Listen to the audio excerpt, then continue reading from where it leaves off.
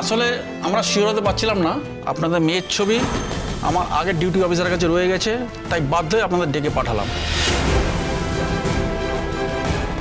রূপা, ও তো কথা বলছে না।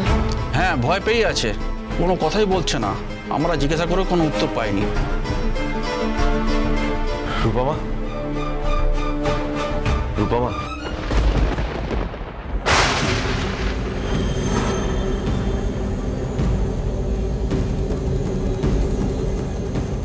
হে কি, ও তো আমাদের রূপা নয়। আপনাদের মেয়ে নয়, কিন্তু আপনারা যেরকম ডেসক্রিপশন দিয়েছিলেন। না না, এ নয়। তার মানে এও হারিয়ে গিয়েছিল, আর আমাদের মতো ওর বাবা মা ওকে।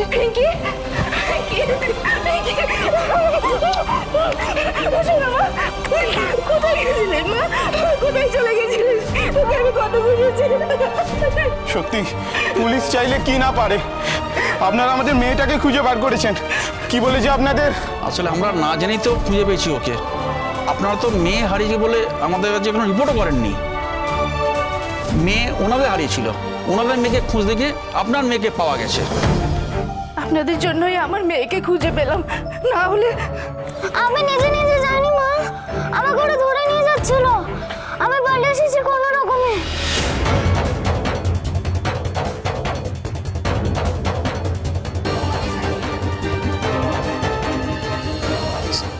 তাহলে আমার রূপা মা, ও ও রূপা। রিপা, একা একা কোথায় যাচ্ছ মনি? রূপাই নদীর পাড়ে যাবে, রূপাকে নিয়ে যাবে একটু। হ্যাঁ, ও নদীর বাড়ি গিয়ে তুমি কি করবে? নৌকো করে নদী পেরিয়ে এই গ্রাম ছেড়ে শহরে যাবে।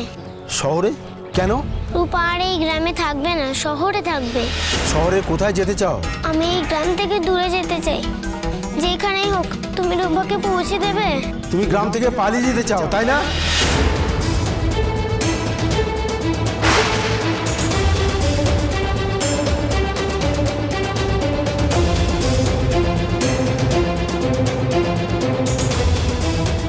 দীপা, আমার কথা শোনো। দীপা, দাঁড়াও।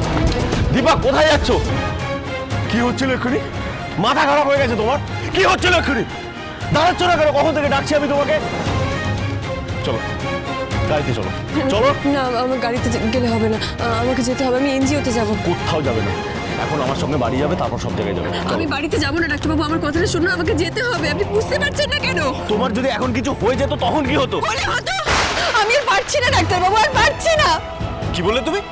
হলে হতো। অনুরাগীর ছোঁয়া, সোম থেকে রবি রাত 9:30টায় স্টার জলসায়।